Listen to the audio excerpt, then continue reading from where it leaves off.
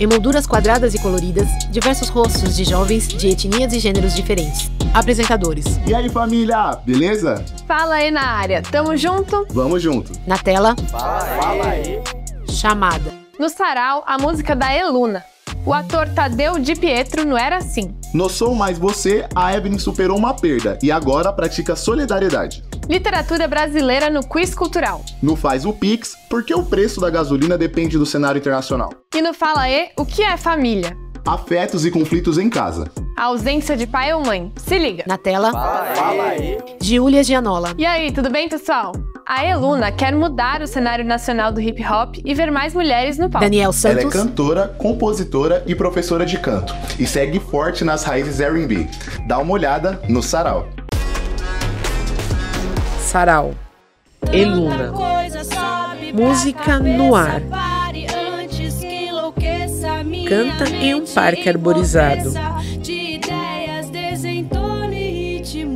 Canta movimentando os braços. Entre os cacos reverto os meus abraços sem jeito. Eu escrevi ela quando eu tava no puerpério. Era uma época que eu tava muito triste, tava muito mal, muito na bad. E aí eu escrevi essa música, que ela é tipo um grito mesmo.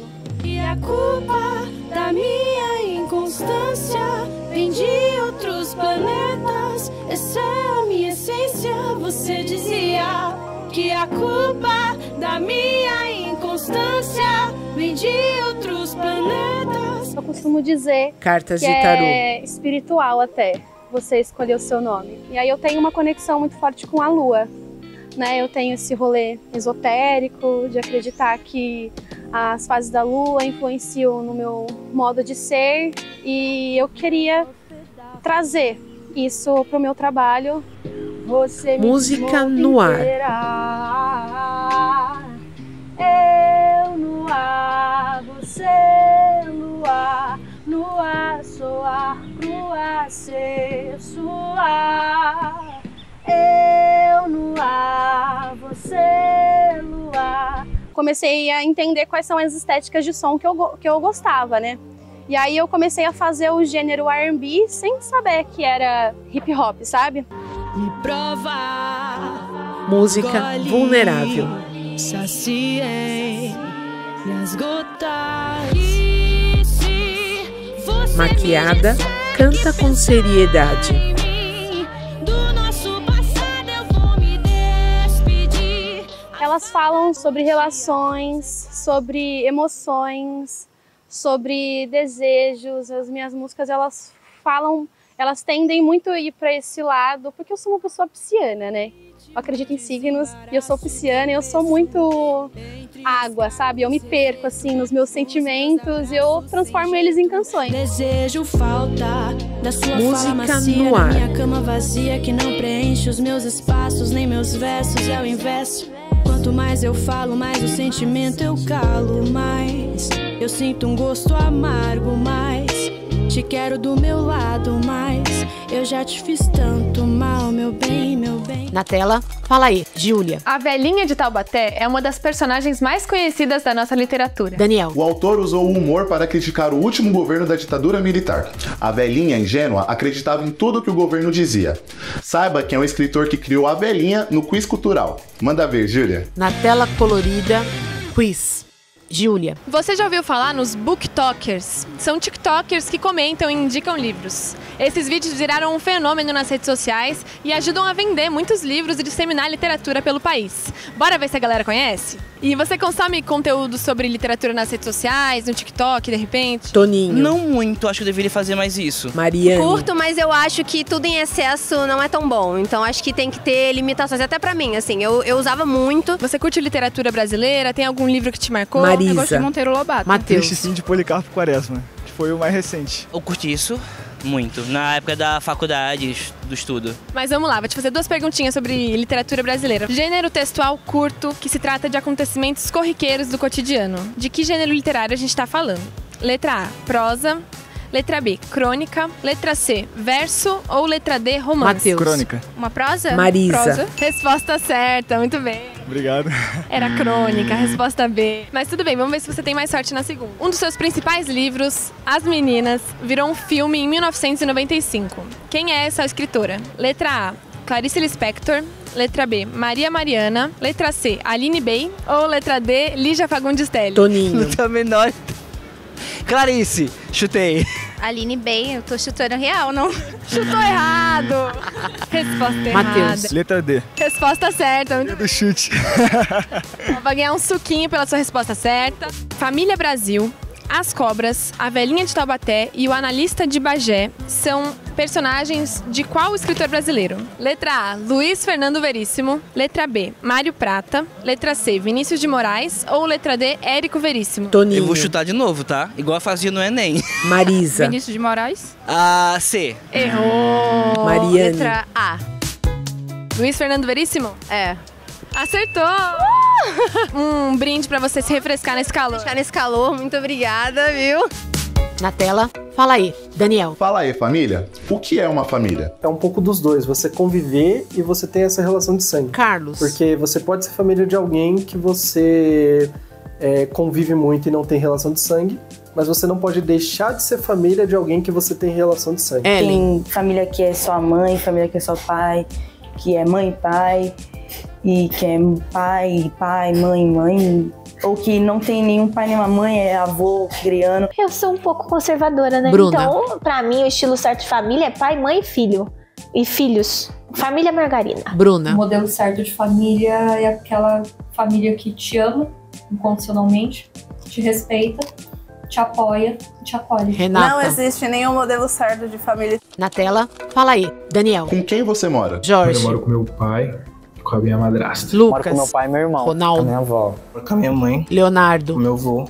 Com a minha madrinha e com meu primo. Guilherme. Eu moro atualmente sozinho com mais 2 amigos. Matheus. Eu moro com a minha mãe e com meus 2 irmãos, os 2 mais velhos. Bruno. Eu moro com a minha mãe, com meu pai, com a minha avó e com a minha irmã. Fabrício. Eu moro com minha mãe, meus 2 irmãos e minha avó. Hoje eu moro Alexander. com minha avó, minha tia, tio meu e minha mãe. Moro com a minha irmã, Vitória. meu pai e com a minha mãe. Nívia. Eu moro com a minha mãe, com a minha irmã, com meu pai e com meus 2 gatos. Madu. Eu moro com meu pai e a minha irmã. Na tela, fala aí, Júlia. Como a sua família demonstra carinho, afetividade? Iago. Meu pai não mostra afeto nenhum. Tipo, zero, nunca fez um papel de pai, assim. Já minha mãe é aquela pessoa muito mais coração, eu aprendo mais com ela. Ela chega, tipo, me abraça, fala as coisas, tipo, demonstra que se importa. Por mais que meus pais não falem palavras que Laura. não normalmente falam eu te amo e tal, minha mãe sempre faz de tudo por nós, sempre fez, sempre faz, minha mãe e meu pai. Vitor. Ele sempre foi aquele cara que tentou me ouvir e compreender a minha situação e dar o melhor conselho pra mim. Bruno. Em demonstrar afeto, demonstrar amor, minha família é bem fechada, mano. Tipo, não tem tanto carinho, melação. O jeito que meu pai me trata, nossa, meu pai é muito fofo. Eu acho que é uma das pessoas mais fofas assim no mundo. A gente tem muitos momentos familiares, tipo, a gente brinca bastante, a gente ri, a gente se diverte. Não que faltasse. Yasmin. Amor. O amor se manifestou pra mim de maneiras muito diferentes de um abraço, de um eu te amo. Eu sempre senti, tive consciência disso. Mas às vezes a gente sente falta de uma afirmação mais clara, assim. Só a minha mãe é toque. Mas ninguém é toque. Evelyn. Então, tipo, não é de abraços, nem de beijos, nem dessas coisas, assim. Mas do... Leonardo. O cuidado. Seja falando, seja abraçando, seja na necessidade, você podendo contar. Ela me defende. Ronaldo. Fala, olha querida, ela tá me defendendo, ela gosta de mim. A gente não tem muito essa coisa de tipo, Lucas. Fica falando, eu te amo, não sei o quê. Com a minha avó e com a minha mãe. Matheus. Eu sou bem afetuoso. Eu acho que tem um processo também, recentemente eu tô conseguindo mostrar mais afeto e pá. Acordar, dar um abraço, dar um beijo, bom dia, como que você tá? Você dormiu bem, tá ligado? Eu acho um afetozinho assim da hora. Ontem eu tava estudando e meu pai chegou e falou pra mim, filha, vamos assistir um filme? Aí eu comecei a pensar, poxa, eu já falei tantas vezes não pro meu pai que eu tava ocupada, que eu tava estudando, que eu tava fazendo isso, fazendo aquilo. A primeira coisa que eu fiz foi literalmente fechar o computador e o caderno e assistir com ele. Primeiro perto de pai, eu acho que a gente é bem... Ellen. Toque físico, assim, sabe? De se abraça, se beija e fala que te amo, sabe? É bem assim. Agora a família perto de mãe, eu acho que é mais presente. Coisa simples às vezes, sabe? Tipo assim, no mercado, meu avô vai no mercado comprar chocolate. Meu pai, por exemplo, às vezes eu tô Vitória. voltando tarde pra casa, tem que, em vez de pegar um Uber, um ônibus, ele se importa e ele faz esse serviço, né? Ele gosta de me buscar pessoalmente. Eu sou mais próxima da minha irmã. Vitória. Do meu pai, assim, eu tô tentando, mas como eu disse, né, ele é uma pessoa um pouco difícil. Então depois que ele morreu, ficou pior ainda. Na tela, Fala E, Júlia. O Fala E é produzido de forma participativa. Além de mim e do Dani, mais 9 jovens ajudam na produção dos 16 programas da série. Siga a gente, comente e compartilhe. falae.tvt tá no YouTube, Insta e TikTok. Construção. Fiel. Diverso. Resiliente. Sensível. Fala E. Daniel. No Era Assim, a Natália Grimaldi conversa com o ator e diretor teatral Tadeu de Pietro. Papo entre gerações. Na tela, Era Assim. Natália. Como foi seu início no teatro? Tadeu de Pietro. Naquela época, estou falando lá dos anos 80, nós fazíamos teatro praticamente sem apoio, sem patrocínio, sem nada. Nós nos reuníamos, o grupo que queria fazer o espetáculo, escolhia o texto, a equipe, diretor, elenco, tudo mais, pedia dinheiro emprestado. Fotos. A gente alugava um teatro, reservava um teatro. De peça A gente tango. conseguia muitos materiais, madeira, tecido para fazer cenário. Não tinha ninguém da Globo naquela época, estava todo mundo começando, mas mesmo assim havia um público muito grande de teatro, porque era no teatro que poderia se falar um pouco mais de coisas. A gente não pode esquecer que a gente vivia uma ditadura brava naquela época. As pessoas frequentavam muito teatro. Fotos. E não só os jovens. Em preto e branco. Mesmo, vamos dizer assim, as pessoas mais maduras, mais sofisticadas. Teatro de arena. Elas iam a teatro para acompanhar o que estava acontecendo. Tanto com os espetáculos, o que a gente chamava na época de teatrão, que era o TBC, que eram esses outros teatros clássicos, mas também o que a juventude estava produzindo. O dinheiro do ingresso pagava o nosso trabalho, a gente conseguia pagar o banco e ainda pagava aluguel, fazia supermercado. A gente não comprava casa, naquela época não dava para isso, né? Nem um carro. Mas a gente vivia. E naquela época ainda se fazia teatro Tadeu, de quarta a domingo. No Rei do Gado. Era completamente diferente de hoje. Como você enxerga o cenário atual do teatro? O teatro hoje ele é bem mais difícil. É inviável um grupo pequeno, um grupo novo de atores poder imaginar que pode ir num banco pegar dinheiro, alugar um teatro, fazer espetáculo, chamar público e pagar as coisas. Mesmo para atores experimentados, atores conhecidos, atores que já tiveram uma vida maravilhosa no teatro, no cinema, na televisão. Sequência de fotos. Não conseguem mais em personagens ter diversos. Esse retorno. É muito difícil, depende do patrocínio. E uma das coisas que ficou muito cara foi o próprio teatro, o prédio em si.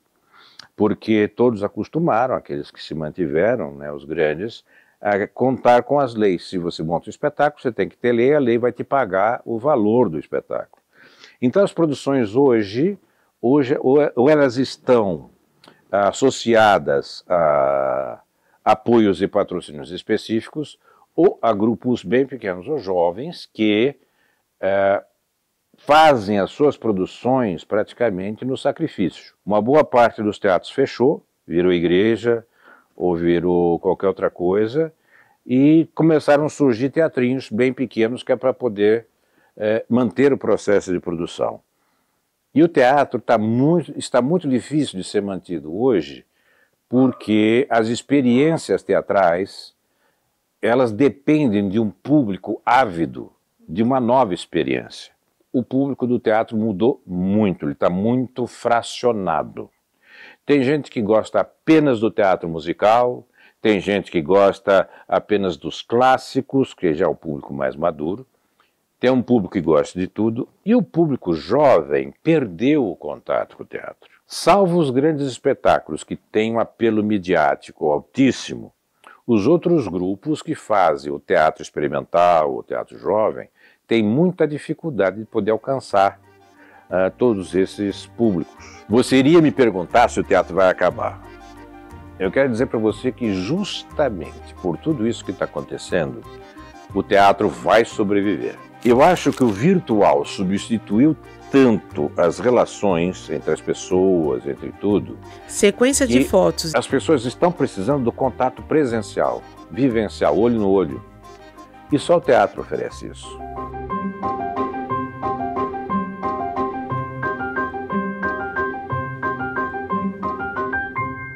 Na tela, fala aí, Júlia. Dani, fala aí. Você ajuda nas tarefas de casa? Fala a verdade. Daniel. Ah, Ju, eu faço o básico. Eu dobro minha roupa e às vezes eu ponho lixo. E você? Ah, uma loucinha todo mundo tem que lavar, né? Fala aí, e você? Dá uma força pra manter a casa em ordem? Iago. Final de semana eu lavo louça, passo uma vassoura, limpo a casa. Vitória. Limpar a casa, limpar o chão, lavar uma louça, tirar a mesa. Ronaldo. Passo, cozinho, lavo. O som faz tudo, menino. Lucas. Olha, em casa eu faço comida, eu lavo o banheiro, eu arrumo a casa. Meus pais são separados desde 2013. Então, desde que meus pais se separaram, como eu fiquei morando com meu pai, então eu sempre fiz tudo de casa desde os meus 13 anos. Eu não trabalho, né? João. Fico a maioria do tempo em casa, eu sempre tento assumir essas paradas de lavar o banheiro, cozinha, tal, fazer comida. Bruno. Ajudo bastante, não em tipo, daqui que eu vou lavar essa louça toda. Não. Mas, tipo, ajudo muito a minha avó. Minha avó, ela é de idade, né? Ela tem 91 anos. Você vai limpar a sala, Alexander. quintal, algo assim, eu não sou muito, não. Agora, de limpar meu quarto, as minhas coisas, super de boa. Eu espero muito eles pedirem. Leonardo. Eu acho que eu devia ser mais proativo. Ajudo, Lucas. arrumo o quarto. Às vezes sobra um dinheiro, pago a faxineira pra ajudar em casa. Ajudo, mas é que minha mãe é perfeccionista. Gaia. Meio neurótica. Pra ela, nada nunca tá bom. Na tela, fala aí, Júlia. Quando os pais se separam, a maioria dos filhos tem dificuldade para se adaptar. Daniel. O Ronaldo viveu uma história ainda mais difícil e consegue falar sobre isso de boa. Júlia. Fala aí, como você lida com a ausência de pai ou mãe? Ronaldo. Moro com a minha avó, eu não conheço meu pai. Quando minha mãe engravidou, ele foi comprar um pão e não voltou mais. Não uma mãe solteira, uma mãe solo agora. É o que fala, é o certo, é correto. Ela era moradora de rua, porque tava em situação de rua, e ela foi atropelada. Ela faleceu, eu tava no segundo ano do ensino médio. Matheus. Minha mãe e meu pai, eles viveram junto mais ou menos até eu nascer, né? Eu acho que com meus irmãos, eles sentiam que, mas eu era próximo deles na infância, eu tive um impacto. Aí eu acho que por ele ter isso com os dois, ele sentia que comigo era a mesma fita, tá ligado? Mas a gente nunca foi tão próximo. Mas minha relação com ele é boa, sabe? Tipo, eu vou pra praia, vou pra casa dele na praia. A gente é rasa, mas é boa. É muito difícil, assim, né? Quando os pais divorciam. Tipo, não tem... Ellen. É necessário, né? Quando chega no ponto de divórcio, mano, não adianta você ficar junto e ficar infeliz, sabe? Quando terminou, eu era grandinha já, tinha 13, mas foi muito difícil pra mim. Eu me culpei bastante também. E daí eu acabei bebendo. Mas aí eu fiz terapia, né? Eu faço ainda hoje. E me ajudou muito, assim, a separar que eles são meus pais. Eles, marido e mulher, é outros 500. Eles não se falam também, mas eu falo com meu pai, normal. Meu pai é presente, minha mãe é presente. E eu tenho os dois na minha vida. Desde que eu me lembro, Leonardo, como pessoa, eu não tinha a presença de um pai aqui. Então eu me acostumei tranquilo.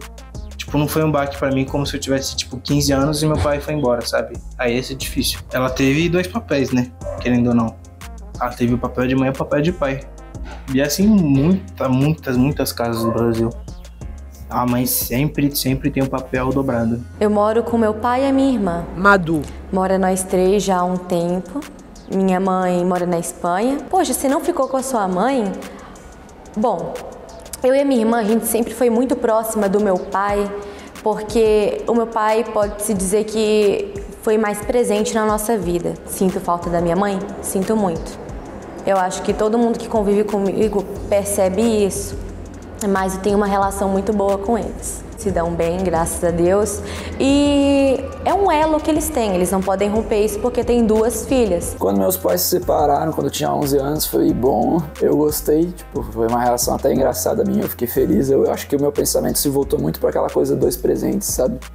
Não foi um problema, mano. Danilo. Agora, o desenrolar que aconteceu, o que aconteceu com a minha família a partir do divórcio, até dessa questão da casa que a gente morava, muito complicado. Isso me afetou muito. Tanto que muito do que hoje eu sinto tenho de problemas com a minha mãe, ou que eu não gosto do que minha mãe fez, é voltado pra essa história. Jorge. Acabou que eu fiquei sozinho, muito cedo, assim, tipo, bem isolado. Os pais são separados, tá ligado?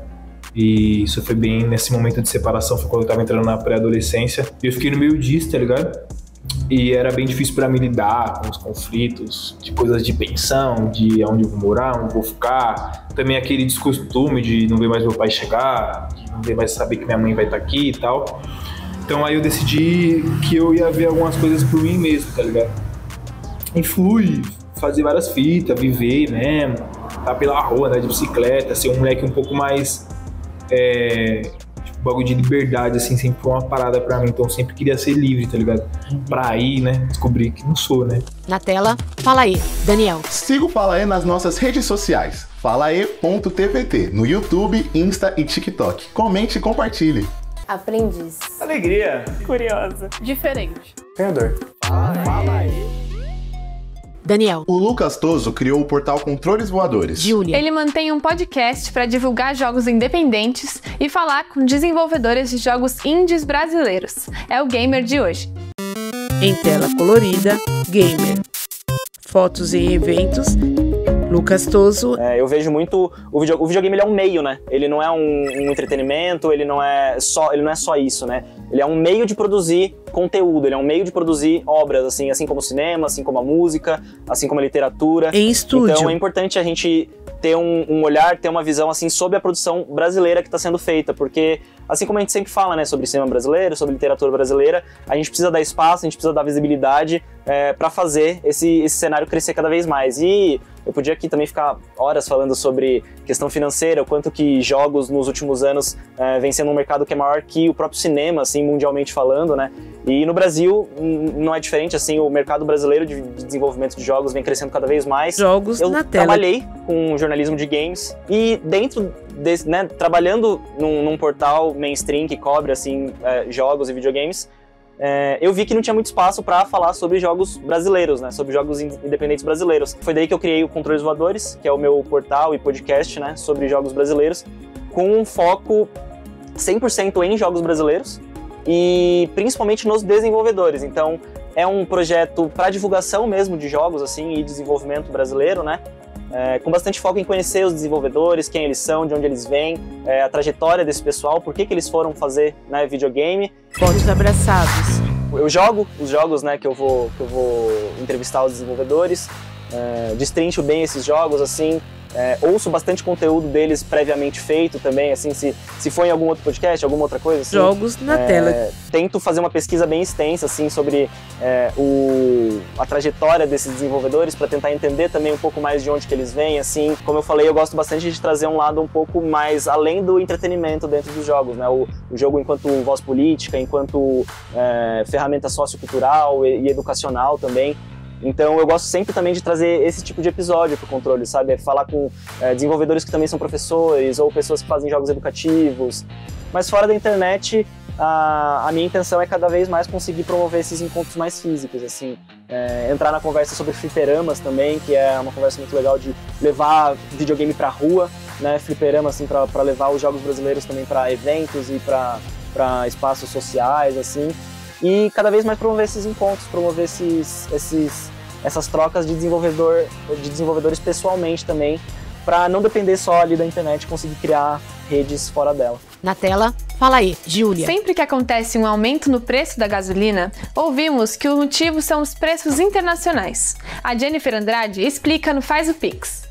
Na tela, Faz o Pix. Olá, meu nome é Pedro Henrique Silva Amorim. Queria fazer a pergunta por que os preços da gasolina dependem dos preços internacionais. Jennifer Andrade. Oi, Pedro. Essa também é uma ótima pergunta, muita gente tem essa dúvida. A gente tem que pensar que os combustíveis da gasolina, eles são fabricados, são produzidos a partir de um insumo, que é o petróleo. O petróleo, ele é negociado no exterior, no mercado internacional, em dólar.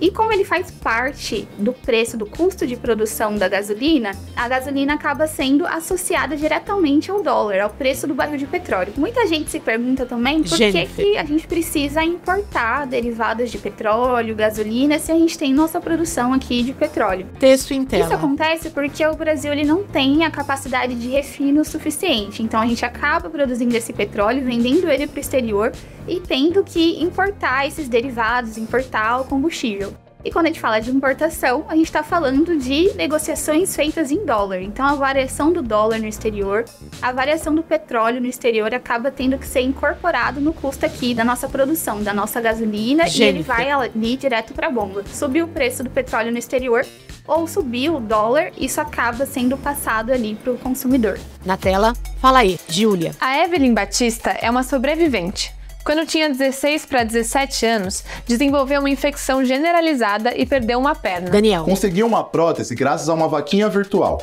e transformou a perda em solidariedade. Criou a ONG Vaquinha to You e agora ajuda outras pessoas com amputações a conseguir próteses com doações. Em tela, Sou Mais Você. Fotos de Evelyn em diversos momentos. Evelyn Batista. A amputação ressignificou toda a vida. Mas antes da amputação teve os 8 anos mais difíceis da vida. A doença começou quando eu tinha de 16 para 17 anos. Ao fundo. Eu lembro como se fosse hoje, foi 3 dias antes do meu aniversário. Diversas próteses coloridas. Eu era jogadora de futebol, federada. Eu trabalhava no McDonald's. Eu fazia muita coisa, sabe? Digite em notebook. Eu caí da escada e aí eu só ralei a perna. Fomos pro hospital, até então pé quebrado. Só que eu não sentia pé quebrado, era só raladinho. Colocamos o gesso, passou uma semana, o cheiro estava insuportável. Aí a mãe falou assim, olha, vamos tirar. Tiramos em casa. Quando a gente viu, aqueles ralados já estavam infeccionados de uma maneira absurda, minha perna estava muito grande, corre para a primeira internação. Fotos durante a reabilitação. Teve quatro cirurgias, teve tratamentos para todo tipo de doença que a gente imaginar, teve quimioterapia achando que era um câncer. Então, assim, corre para CTI, porque a gente precisa fazer uma cirurgia para ver o que está acontecendo. Abriram a minha barriga e encontraram um nódulo de 6 quilos, pegando o baço e alguns órgãos. E aí a médica falou assim, olha, provavelmente a cura chegou. Porque aí vai desentupir, o seu sistema linfático vai funcionar normalzinho. Ok, vamos esperar. Aí na minha cabeça assim, caramba, a cura chegou, as feridas vão cicatrizar. E eu comecei a sonhar de novo, mas não. Depois de 2, 3 meses, as feridas pioraram num nível absurdo, que a morfina já não ajudava mais. Do meu joelho pra baixo, eu não sentia mais nada. E aí, em fevereiro de 2020, o médico falou novamente. Ele falou assim, olha, no máximo 3 meses de vida pra você. Foi aonde eu sentei pra conversar com o meu médico. Eu falei assim, olha, e se a gente fizesse uma amputação? Ele falou assim, olha, então, o risco de te perder é maior do que de a gente conseguir manter você. Eu falei assim, olha, se eu não amputar, eu vou morrer. Se eu amputar, eu vou morrer do mesmo jeito. Só que não deu tempo de escolher, porque a infecção generalizada veio de novo. Minha perna foi amputada dia 2 de junho de 2020, no auge da pandemia. O meu pai sempre recebeu salário mínimo, ajudante geral. Minha mãe cardíaca, então ela abriu mão de tudo pra cuidar da gente. Então não teria condições de a gente comprar uma prótese. E aí a gente começou a divulgar muito, fazia vídeos, assim, vídeos de casa. Era stories, e a gente usou uma plataforma que dá essa acessibilidade pra gente criar uma vaquinha com segurança, e foi onde começou a acontecer. Descendo a escada. Quando deu certo a vaquinha, eu vi que as possibilidades estavam ali. Em sala foi de onde eu comecei a fisioterapia. pesquisar mais, foi onde eu comecei a estudar mais e a entender mais sobre as vaquinhas virtuais. Eu comecei no SUS, ajudando as pessoas. Vamos montar uma vaquinha? Vamos entrar no site, eu consigo fazer. O brasileiro é movido por causa. Se você mostrar uma causa consistente, se você deixar muito claro que você não está doando, você está investindo, se eu falar assim, olha, é nesse sonho que eu quero, sabe, investe em mim, porque é nesse lugar que eu quero chegar. Evelyn e grupo de amigos. Bom, a Vaquinha to You nada mais é de que uma plataforma, é um lugar onde pessoas com histórias de início, histórias de amputação, se chegam até nós, pedem ajuda pra gente, onde a gente consegue estruturar as vaquinhas em algumas plataformas confiáveis, com menores taxas. E aí a gente faz a divulgação, a gente faz o trabalho de marketing, de vídeo, de arte que eu aprendi no YouTube. A gente tem uma equipe de marketing que cuida disso. O Vaquinha to You nasceu para prótese. Só que a gente não sabia que ele entraria num caminho de uma relevância absurda, que chegasse nesse ponto de poder ser relevante para outras pessoas além da deficiência. Na tela, Fala E, Júlia. Siga o Fala E nas nossas redes sociais. falae.tvt no YouTube, Insta e TikTok. Tamo junto? Vamos junto! Na tela, Fala E. Esse programa foi financiado pelo termo de convênio 91369/2022, celebrado com o Ministério da Cultura. Créditos.